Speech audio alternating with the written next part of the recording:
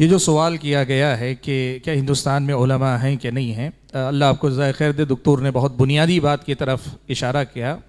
کہ اللہ تبارک و تعالی اتنی بڑی قوم کو یہاں کی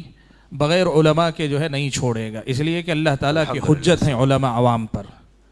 اور یہاں علماء نہ ہوں یہ نہیں ہو سکتا۔ میں یہ بات آپ کو بتانا چاہتا ہوں، یہ ایک خاص قسم کا جو ہے ذہن ہے سعودی عرب کے اندر۔ وقت نہیں کہ میں آپ کے سامنے یہ جو ہے خود ایک لمبے محاضرے کو چاہتا ہے کہ یہ کہاں سے شروع ہو اور کہاں پہنچا ہے مسئلہ۔ سعودی عرب کے اندر ہوا یہ تھا کہ سعودی عرب جو ہے خالص ایک سلفی حکومت ہی نہیں، سلفی جو ہے پوری کی پوری یوں کہیے کہ ملک تھا، پورا سلفی ملک۔ مصر کے اندر الاخوان المسلمون پر جب جمال عبد الناصر کے دور میں جب ظلم و ستم کی بات ہوئی تو الاخوان المسلمون کے بہت سارے ذمہ داروں کو ان کے اوپر ترس کھاتے ہوئے سعودی حکومت نے سعودی عرب میں پناہ دی تھی۔ اس کے بعد یہ ہوا کہ سعودی عرب کے اندر اخوانیت کو جو ہے لوگوں نے پھیلایا خوب، یہ لوگ جتنے بھی آئے تھے، اور اس کے نتیجے میں ہو یہ گیا کہ ایک عام آدمی پوری طرح سلفی نظر آتا ہے، یعنی عقیدہ میں خوب مضبوط رہتا ہے، رافضیوں پہ رد کرتا ہے، عشائرہ پہ رد کرتا ہے، فلاں پہ، ساری چیزیں، لیکن حکمران کے ساتھ معاملہ کرنے کے باب میں آ کر وہ خارجی ہے، اخوانی ہے۔ یہ ذہن جب جو ہے بہت زیادہ پھیلا تو اللہ کے فضل و کرم سے سعودی عرب میں سعودی عرب کے وہ جو علماء جنہوں نے اس فتنے کو پہچانا، شیخ محمد امان جامی رحمۃ اللہ علیہ، شیخ ربیع مدخلی حفظہ اللہ اور دیگر موقر علماء کرام نے اس فتنے کا تعاقب کیا، اور اس تعاقب کے لیے انہوں نے ایک سلف صالحین کے ایک اصول کو ایک طرح سے پھر سے اور زیادہ اہمیت، ایسا نہیں کہ چھوٹا ہوا تھا لیکن زیادہ اہمیت کے ساتھ نمایاں کیا، وہ یہ کہ جب تک علماء تزکیہ نہ کرے ہم عوام نہیں پہچان پائیں گے کہ ان میں سے کون سلفی ہے کون غیر سلفی، کس کے اندر اخوانیت گھسی ہوئی ہے پتہ نہیں چلتا۔ اس لیے علماء کا تزکیہ ہونا ضروری ہے۔ یہ مسئلہ ہوا اور اس کا فائدہ سعودی عرب کے اندر بہت حد تک ہوا، بہت فائدہ ہوا اس کا۔ شروع میں خوب مخالفت ہوئی، حتیٰ کہ یہ کہ ریاض جا کر یہ علماء بتاتے تھے تو ریاض کے بڑے علماء یہ کہتے تھے کہ نہیں شاید آپ زیادہ سختی کر رہے ہیں، وہ لوگ ایسے نہیں، حسن ظن کی بنیاد پہ یہاں تک ہوتا تھا۔ مسئلہ یہ ہوا کہ یہ مسئلہ جس پس منظر میں جس مقصد کے لیے اٹھایا گیا تھا، اس سے ہٹا کر ہندوستان کے اندر، برطانیہ کے اندر، دنیا کے دوسرے ممالک کے اندر پھیلایا گیا تو مسئلے ہی کو بدل دیا گیا، کہا گیا کہ اب عالم وہی ہے جس کا تزکیہ یہ علماء کریں۔ یعنی سعودی عرب کی یہ علماء شیخ ربیع اور دیگر علماء کرام جو اپنی جگہ پہ انہوں نے جو ہے اس دور کے ایک بہت بڑے فتنے کا تعاقب کر کے کام کیا، اب یہ مسئلہ ہو گیا کہ جو ہے علماء جن کا تزکیہ کریں وہی عالم ہیں۔ اب اس کی بنیاد پہ یہ کہا جانے لگا کہ ہندوستان میں ہمیں معلوم نہیں کہ ایسا کوئی عالم ہے جس کا ان علماء نے تزکیہ کیا۔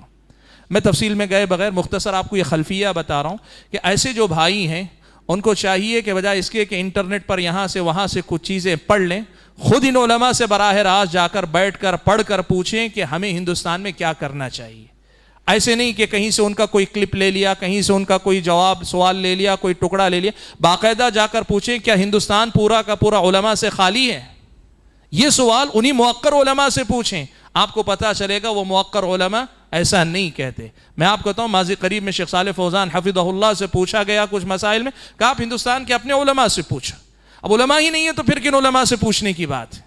تو مسئلہ اصل میں یہ ہے کہ ایک صحیح مسئلہ تھا جو خاص پس منظر میں اٹھا تھا، اسے ایک غلط رخ دے دیا گیا اور ہندوستان میں اس کو جو ہے پھیلایا جا رہا ہے۔ اور میں آپ کو بتاؤں یہ آپ کے آندھرا اور تلنگانہ کے علاقے میں ابھی پچھلے چند سال 4-5 سال میں آیا ہے، بنگلور میں ہم نے 15 سال پہلے یہ فتنے کو دیکھا ہے۔ اللہ کا فضل و کرم ہے بنگلور کے اندر یہ مسئلہ اس رخ تک نہیں پہنچا جہاں تک آپ کے پاس ہے، لیکن یہ میں آپ کو بتاؤں حیدرآباد کے اندر ہو، کیرلا کے اندر ہو یا پھر ممبئی کے اندر بھی کچھ آگے بڑھا تھا، اور اس کے بعد ساؤتھ کے کچھ علاقوں میں نا زیادہ تر جو ہے وہ برطانیہ میں،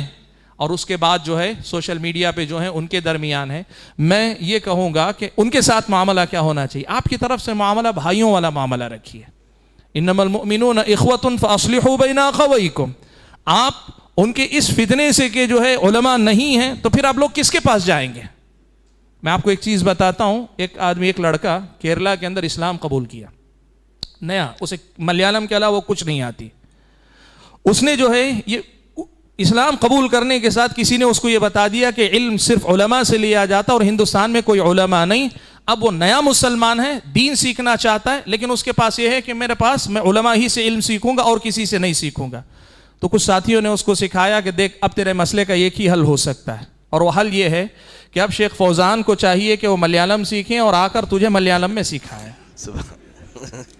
اس لیے کہ اب تمہارا مسئلہ یہ ہے کہ تم علم کسی اور سے نہیں حاصل کرنا چاہتے، عربی زبان کا علم بھی علم ہے، تم عالم کے علاوہ کسی اور سے علم نہیں سیکھ سکتے، اور تم کو سکھانے کے لیے کوئی ملیالم میں آنا چاہیے، اور کبار علماء جو ہیں